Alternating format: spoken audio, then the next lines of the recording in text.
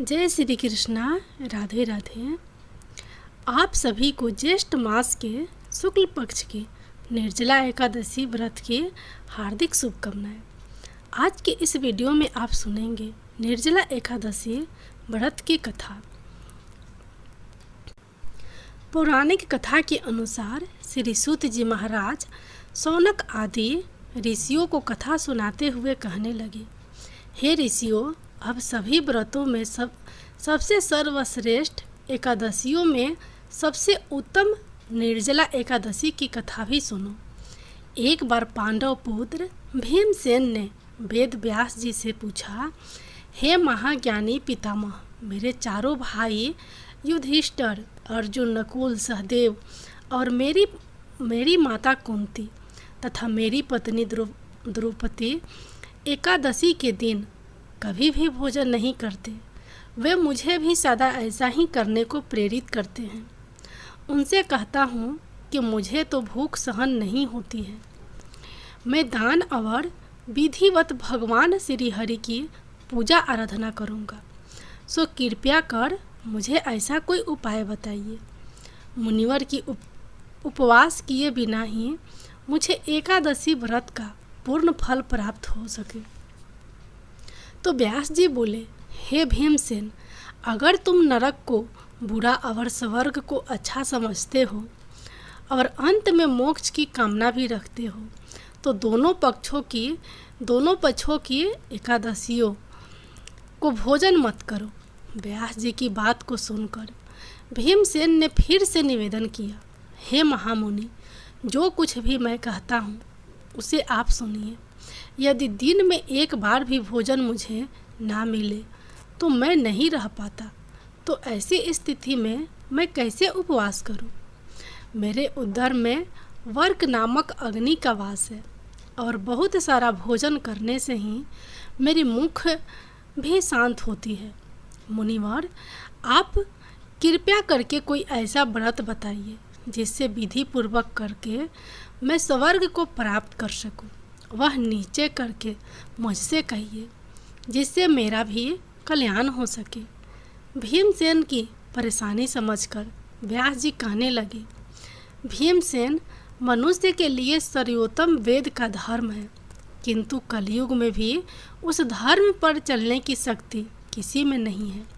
इसलिए थोड़े धन और थोड़े कष्ट से होने वाला बहुत सरल उपाय, जो कि पुराणों में भी लिखा है, वह है तुम्हें बताता हूँ। ध्यान से सुनो। दोनों पक्षों की एकादशियों में जो मनुष्य भोजन नहीं करते वे कभी नरक को नहीं जाते।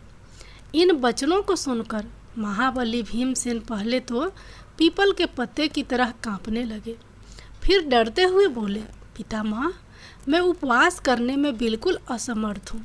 इसलिए हे प्रभु, निश्चय करके बहुत फल देने वाले एक ही व्रत मुझसे बताइए। तो व्यास जी फिर बोले, भीमसेन, वृष मिथुन राशि के सूर्य में स्थित होने पर ज्येष्ठ मास में शुक्ल पक्ष में जो एकादशी होती है उसका यत्न पूर्वक निर्जला व्रत करना उचित होगा। स्नान और आचमन करने से जलपान वर्जित, केवल एक घूंट जल से आचमन करे। अधिक पीने से व्रत खंडित हो जाता है। एकादशी के सूर्य उदय से लेकर द्वादशी के सूर्य उदय तक जल ग्रहण ना करे और ना ही भोजन करे, तो बिना परिश्रम ही सभी द्वादशी युक्त एकादशियों का फल प्राप्त हो जाता है। द्वादशी को पारण काल स्नान करके सुवर्ण और जल ब्राह्मण को दान करें, फिर ब्राह्मण सहित स्वयं भी भोजन करें। हे भीमसेन, इस विधि से व्रत करने से जो फल मिलता है वह सुनो। सारे वर्ष में जो एकादशी आती है उन सभी का फल निसंदेह केवल इस निर्जला एकादशी के व्रत से प्राप्त हो जाता है। शंख चक्र गदाधारी भगवान श्री विष्णु स्वयं मुझसे यह कहते हैं कि सब कुछ त्याग करके और मेरी शरण में आ जाओ। और सुनो भीमसेन, एकादशी का व्रत निराहार करने से मनुष्य सभी पापों से मुक्त हो जाता है। सभी प्रकार के तीर्थ और सभी प्रकार के दानों में जो फल प्राप्त होता है वह सब इस एकादशी के व्रत से ही प्राप्त हो जाता है। कलयुग में दान देने से भी ऐसी संगति नहीं होती। अधिक क्या कहूँ भीमसेन, ज्येष्ठ मास के शुक्ल पक्ष की एकादशी को जल और भोजन ना करे। हे व्रत इस एकादशी के व्रत से प्राप्त हो जाता है। हे नरसिंह भीम, मैं तुमसे सत्य कहता हूँ कि इसके करने से अति भयंकर काले पीले रंग वाले यमदूत, भय देने वाला दंड और फांसी सहित उस मनुष्य के पास कभी नहीं आते, बल्कि भगवान विष्णु के देवदूत उन्हें आकाश में स्वर्ग लोक को लेकर जाते हैं। तब इस प्रकार वेद व्यास जी के कहने पर भीमसेन ने भी इस एकादशी का व्रत किया था, जिसके कारण इस एकादशी का नाम भीमसेनी एकादशी पड़ गया। निर्जला एकादशी के दिन निर्जल व्रत रखते हुए शेष शय्या रूप में भगवान विष्णु की आराधना का विशेष महत्व माना गया है। इस दिन जलपान निषेध होता है, फिर भी इस व्रत में फलाहार करने के बाद दूध पिया जा सकता है। जो लोग इस दिन निर्जला व्रत नहीं रख सकते हैं, यह नियम केवल उन लोगों के लिए है। इस एकादशी का व्रत करने के बाद द्वादशी तिथि को शुभ मुहूर्त में उठकर स्नान कर ब्राह्मणों को भोजन कर दान दक्षिणा देनी चाहिए। और इस एकादशी के दिन अपनी शक्ति और सामर्थ्य के अनुसार ब्राह्मणों को अनाज, वस्त्र, छत्री, फल, जल से भरे कलश या सुराही और दक्षिणा देने का विधान है। सभी लोग मिट्टी के घड़े का सुराही, सूरा हो या पंखों का अनाज का दान तो करते ही हैं, साथ ही दिन मीठी शरबत की प्याऊ भी लगवाते हैं और लोगों को पानी भी पिलाकर पुण्य कमाते हैं। अब सुनिए एकादशी माता की कथा। एक बार एक राज्य में एक राजा रहा करता था। राजा बहुत ही बुद्धिमान और बलशाली था। राजा सदा ही अपनी प्रजा को बहुत अच्छे से ध्यान रखता था। प्रजा भी राजा को बहुत पसंद करती थी। राजा की 2 बेटियां थी। राजा अपनी दोनों बेटियों से बहुत प्रेम करता था। छोटी बेटी देखने में बहुत सुंदर और आकर्षित थी और राजा की बड़ी बेटी छोटी बेटी के मुकाबले थोड़ी कम सुंदर थी। राजा की छोटी बेटी एकादशी माता की पूजा किया करती थी और 12 महीना की सभी एकादशी की पूजा करती थी और सभी लोग राजा की छोटी बेटी से बहुत प्रेम करते थे और बहुत प्रशंसा किया करते थे। राजा भी अपनी छोटी बेटी को बड़ी बेटी से अधिक प्रेम करता था, जिसके कारण राजा की बड़ी बेटी को अपनी छोटी बहन से बहुत नफरत होने लगी थी। राजा की दोनों बेटियां जब बड़ी हो गई तब एक पड़ोस के राज्य में रहने वाले राजकुमार राजा की बड़ी बेटी के लिए रिश्ता लेकर आया।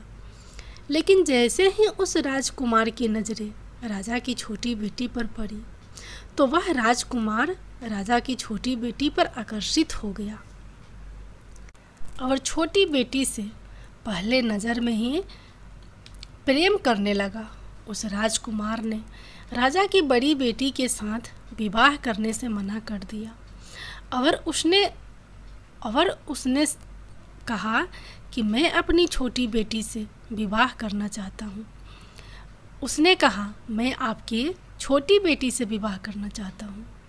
यह सब देखकर राजा की बड़ी बेटी अपनी छोटी बहन से बहुत क्रोधित हो गई और राजा की बड़ी बेटी ने अपनी छोटी बहन को अपना सबसे बड़ा दुश्मन मान लिया। राजा की बड़ी बेटी ने अपनी छोटी बहन से बदला लेने का निर्णय किया। राजा की बड़ी बेटी ने अपनी छोटी बहन को जान से मारने का उपाय सोचा। राजा की बड़ी बेटी ने अपनी छोटी बहन को मारने के लिए सबसे पहले एक लड्डू में जहर मिलाकर अपनी छोटी बहन को दे दिया और उसको लड्डू खाने के लिए कहा। लेकिन लड्डू खाने के बाद भी छोटी बहन को कुछ भी नहीं हुआ। बड़ी बहन यह देखकर बहुत आश्चर्यचकित हो गई। लेकिन बड़ी बहन ने हार नहीं मानी। जब उसकी छोटी बहन रात में कमरे में सो रही थी, तब उसने एक मटके में सांप रखकर उसके कमरे में छोड़ दिया। लेकिन सांप भी छोटी बहन का कुछ नहीं कर पाया। जिसके बाद बड़ी बहन ने अपनी छोटी बहन से कहा कि चलो हम लोग कुएं में से पानी भर कर लाते हैं। जिसके लिए वह अपनी छोटी बहन को पानी भरने के बहाने कुएं के पास ले गई और उसने अपनी छोटी बहन को कुएं में धक्का दे दिया।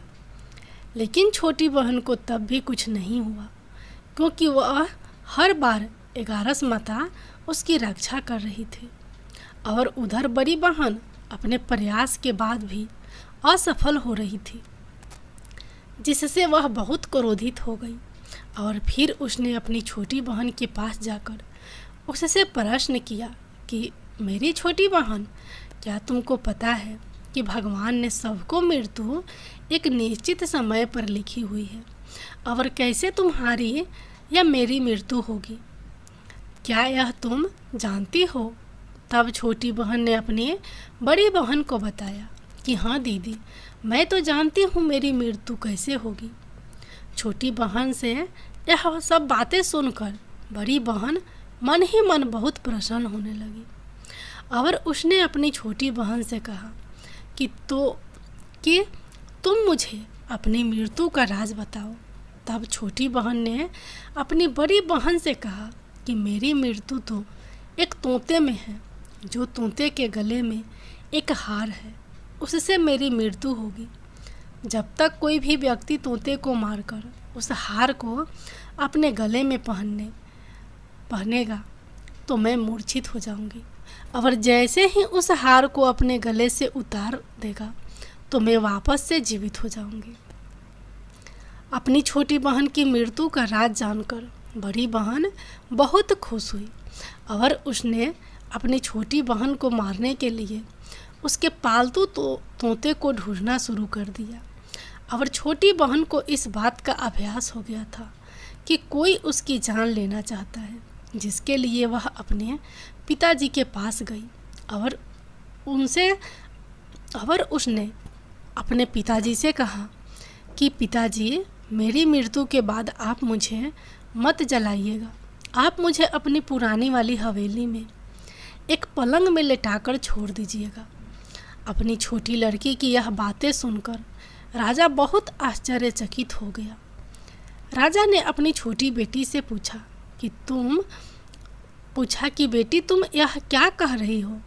तब राजा की छोटी बेटी ने बताया कि पिताजी, समय किसी के लिए नहीं रुकता है, क्या कब किसको हो जाए इसका किसी को कुछ नहीं पता। फिर राजा ने अपनी छोटी बेटी से कहा कि तुम ऐसी बातें क्यों करती हो? 2-3 दिन के बाद तुम्हारा विवाह है। लेकिन छोटी बेटी ने अपने पिताजी को ऐसा करने पर मजबूर कर दिया और उनसे वचन ले लिया। राजा ने भी अपनी छोटी बेटी की बात स्वीकार कर ली और 2-3 दिनों के बाद जब शादी का समय आया, तब राजकुमार बारात लेकर राजा के घर आया और राजकुमार और राजा की छोटी बेटी का विवाह शुरू हो गया। जैसे ही राजा की छोटी बेटी राजकुमार के साथ फेरे लेना शुरू हुई, तो उसकी बड़ी बहन अपनी छोटी बहन के कमरे में जाकर उसके तोते को पकड़ लेती है और उसको जान से मार देती है। तोते के गले में जो हार था उसको अपने गले में धारण कर लेती है और जैसे ही बड़ी बहन उस हार को अपने गले में धारण करती है, तो उधर छोटी बहन 3.5 ही फेरे ले पाती है और वहीं पर बेहोश होकर गिर जाती है। जिसके बाद राजा ने बड़े बड़े हाकिमों को बुलाया और अपनी छोटी बेटी का इलाज करने के लिए कहा। राजा की बात सुनकर जब वैद्य ने छोटी बेटी को देखा तो राजा को बताया कि आपकी छोटी बेटी ना तो जीवित है और ना मरी हुई है। ऐसा मैं पहली बार देख रहा हूँ। राजा ने वैद्य और हाकिम को यह बात बाहर बताने से मना कर दिया और उनको कहा कि अगर तुमने यह बात किसी को बताई तो हम तुमको फांसी दे देंगे। राजा ने अपनी छोटी बेटी को पुराने महल में ले जाकर एक पलंग में लेटा दिया और वहाँ पर कुछ सैनिकों को तैनात कर दिया। इसके बाद राजा वापस अपने महल पर आ गया। राजा की बड़ी बेटी अपने पिताजी के पास आई और कहने लगी कि पिताजी, अगर यह शादी संपन्न नहीं हुई तो आपकी इज्जत का क्या होगा? आप कहे तो मैं आपकी इज्जत बचाने के लिए राजकुमार से शादी करने के लिए तैयार हूँ। जिसके बाद राजा ने अपनी बड़ी बेटी की बात मान ली और राजा ने बड़ी बेटी को छोटी बेटी के कपड़े पहनाकर मंडप में भेज दिया। लेकिन राजकुमार यह जान गया कि वह राजा की छोटी बेटी नहीं है, बल्कि यह राजा की बड़ी बेटी है। लेकिन जब राजकुमार ने शादी करने से मना कर दिया तो सभी लोगों ने राजकुमार को बेबस करके राजा की बड़ी बेटी से बचे हुए फेरों को संपन्न करा दिया और विवाह संपन्न हुआ। जिसके बाद राजकुमार राजा की बड़ी बेटी को अपने महल में ले गया। विवाह होने के बाद राजकुमार उससे ना तो बात करता था, ना उसे पसंद करता था और ना ही उसके आसपास भटकता था। और राजकुमार ने यह फैसला लिया था कि वह अपनी प्रेमिका को ढूंढ कर रहेगा और यह जान कर रहेगा कि उसके साथ क्या हुआ है। एक दिन राजकुमार अपने घोड़े पर सवार होकर राजा के पुराने महल के पास पहुंचा, जहां पर उसने कुछ सैनिकों को देखा। महल के पास पहुंचकर राजकुमार ने जब महल को ध्यान से देखा तो वह समझ गया कि यह तो हमारे ससुर जी का महल है। तब राजकुमार ने सैनिकों से पूछा कि तुम लोग यहाँ क्या कर रहे हो और इस महल के अंदर उस पलंग में कौन लेटा है। जिसके बाद सैनिकों ने बताया कि यहाँ पर राजा की छोटी बेटी लेटी है। यह सुनकर राजकुमार बहुत प्रसन्न हो गया और वह तुरंत अपनी प्रेमिका के पास पहुँच गया और उसकी सेवा करने लगा। जैसे ही रात हुई तो राजा की छोटी बेटी उठकर खड़ी हो गई। राजकुमार यह देखकर बहुत खुश हो गया और उसने अपनी प्रेमिका से पूछा कि तुम यहाँ क्या कर रही हो? तुम मेरे साथ मेरे घर चलो। राजा की छोटी बेटी ने राजकुमार को सारी बातें बता दी कि मेरी जान एक तोते में बसती थी और मैंने यह बात सिर्फ अपनी बड़ी बहन को बताई थी और मुझे पता है कि उसने ही मुझे मारने का प्रयास किया है। उसके पास एक हार है जिसको वह सुबह पहन लेती है और रात को उतार देती है। जब तक वह हार को पहन कर रखती है तब तक मैं मूर्छित रहती हूँ और जैसे ही वह हार उतार देती है तो मैं जीवित हो जाती हूँ। और जब तक मेरी बड़ी बहन के पास वह हार रहेगा तब तक मैं ऐसे ही जीवित और मूर्छित होती रहूँगी। अगर मेरी बहन के पास जो हार है वह मेरे हाथ लग जाए तो मैं हमेशा के लिए जीवित हो जाऊंगी। राजकुमार यह सब बातें सुनकर राजा की छोटी बेटी के पास रहने का निर्णय ले लेता है और उसने अपने बचे हुए सारे फेरे उस पलंग में लेटी हुई राजकुमारी के साथ राजकुमार छोटी बेटी के साथ ले लिए और अपना विवाह पूर्ण कर लिया और वहीं पर रहने लगा। देखते ही देखते कुछ समय में राजा की छोटी बेटी और राजकुमार की पत्नी गर्भवती हो गई। एक दिन राजकुमार को किसी काम से बाहर जाना पड़ा। तब छोटी बहन के पेट में बहुत तेज से दर्द होने लगा, जिसके बाद उसने माता का आह्वान किया। जिसके बाद वहाँ 11 माता प्रकट हुई और उन्होंने अपने भक्तों के दर्द को दूर किया और एक पुत्र की प्राप्ति करवाई। और वहीं पर अचानक से राजकुमार भी आ गया। राजकुमार ने 11 माता को देखा तो वह आश्चर्यचकित हो गया और उसने तुरंत 11 माता को प्रणाम किया। और 11 माता ने राजकुमार से कहा, जब तुम्हारा पुत्र 5 वर्ष का हो जाए तो तुम आकर अपनी पत्नी का हार इसके गले में डाल देना। और देखते ही देखते राजकुमार और राजा की छोटी बेटी का पुत्र 5 वर्ष का हो जाता है। तो राजकुमार अपने बेटे से कहता है कि बेटा, मैं कुछ काम से बाहर जा रहा हूँ, तुम अपनी माता का ध्यान रखना। और वहाँ से चला जाता है। राजा को बाहर निकलता देखकर बड़ी बहन के सैनिक देख लेते हैं और बड़ी बहन को जाकर सारी बातें बता देते हैं। जिसके बाद बड़ी बहन अपनी छोटी बहन के पुत्र को वहाँ से उठवा लेती है और उसको मरवा देती है। छोटी बेटी के पुत्र के 2 टुकड़े करवा देती है। पहला टुकड़ा चक्के के पास छुपा देती है और दूसरा टुकड़ा अपने पलंग के नीचे रख लेती है।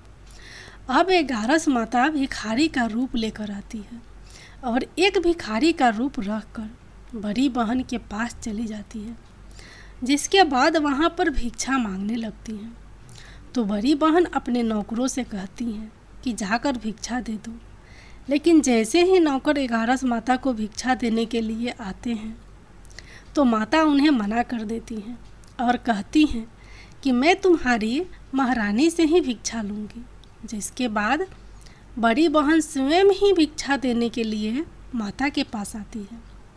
तब माता एक बिल्ली का रूप लेकर उसके कमरे में चली जाती है और वहाँ पर छोटी बेटी के पुत्र के 2 टुकड़े को आपस में जोड़ देती है और उसे जीवित कर देती है। फिर उसे वहाँ से ले जाती हैं। राजकुमार अपने बेटे को लेकर अपनी पत्नी के पास जाता है और उसे कहता है कि तुम इसका ध्यान रखना। अगर तुम इस बच्चे का अच्छे से ध्यान रखोगी तो मैं तुमसे बात करूँगा। एक दिन राजकुमार अपने बच्चे से कहता है कि तुम मम्मी से उनके गले का हार मांग लो। तो अपने पिता की बात मानकर राजकुमार का लड़का अपनी मम्मी के पास जाता है और कहता है कि मम्मी, मुझे तुम्हारा हार चाहिए। यह सुनकर पहले तो बड़ी बहन बहुत क्रोधित होती है, पर उसको याद आ जाता है कि राजकुमार ने कहा था कि अगर मैं इस बच्चे का ध्यान अच्छे से रखूंगी तो वह मुझसे बात करेंगे। जिसके कारण वह हार उस बच्चे को दे देती है और वह तुरंत हार को ले जाकर अपने पिताजी को दे देता है। और तभी राजकुमार अपने बेटे को लेकर वहाँ से जाने लगता है और अपनी पत्नी से कहता है कि तुम हमारे लिए खाना बना कर रखना, मैं शाम को आकर तुम्हारे साथ खाना खाऊंगा। और वह अपने बेटे को लेकर वहाँ से चला जाता है। जिसके बाद वह राजा के पास जाता है और उसको सारी बातें बता देता है। राजा अपनी बड़ी बेटी की यह करतूत सुनकर बहुत क्रोधित होते हैं और अपनी परवरिश पर ही दोष देने लगते हैं। राजकुमार को अपनी छोटी बेटी के साथ रहने के लिए आदेश देते हैं। इस प्रकार 11 माता की कृपा से राजकुमार और राजा की छोटी बेटी सुखपूर्वक रहने लगे। प्रेम से बोलिए एकादशी माता की जय। प्रेम से बोलिए माता लक्ष्मी और भगवान विष्णु की जय। अब आप लोग सुनिए तुलसी माता की कथा। एक बुढ़िया माई थी, तुलसी जी को सींचती और कहती कि हे तुलसी माता, सत की दाता, मैं तेरा बिगड़ा सींचती हूँ, मुझे बहू दे पीताम्बर की धोती दे, मीठा मीठा घास दे, बैकुंठ में बास दे, चटक की चाल दे, पटक की मौत दे, चंदन का काठ दे, रानी सा राज दे, दाल भात का भोजन दे, 11 की मौत दे, कृष्ण जी का कंधा दे। तब तुलसी माता यह सुनकर सूखने लगी। तो भगवान ने पूछा कि हे तुलसी, तुम क्यों सूख रही हो? तुलसी माता ने कहा कि एक बुढ़िया माई रोज आती हैं और यही बात कह जाती हैं। मैं सब बात तो पूरा कर दूंगी, लेकिन कृष्ण का कंधा कहाँ से लाऊंगी? तो भगवान बोले, जब वो मरेंगी तो मैं अपने आप कंधा दे आऊँगा, तो बुढ़िया माई से कह देना। जब बुढ़िया माई मर गई, सब लोग आ गए। जब माई को ले जाने लगे तो वह किसी से ना उठी। तब भगवान एक बार 12 बरस के बालक का रूप धारण करके आए। बालक ने कहा, मैं कान में एक बात कहूँगा तो बुढ़िया माई उठ जाएंगी। बालक ने कान में कहा, बुढ़िया माई मन के निकाल ले, पीताम्बर की धोती ले, मीठा मीठा घास ले, बैकुंठ का वास ले, चटक की चाल ले, पटक की मौत दे, कृष्ण जी की कंधा ले, 11 की मौत ले, नहीं, कृष्ण जी का कंधा ले। यह सुनकर बुढ़िया माई हल्की हो गई। भगवान ने कंधा दिया और बुढ़िया माई को मुक्ति मिल गई। हे तुलसी माता, जैसे बुढ़िया माई को मुक्ति दी वैसे सबको देना। तुलसी माता की जय।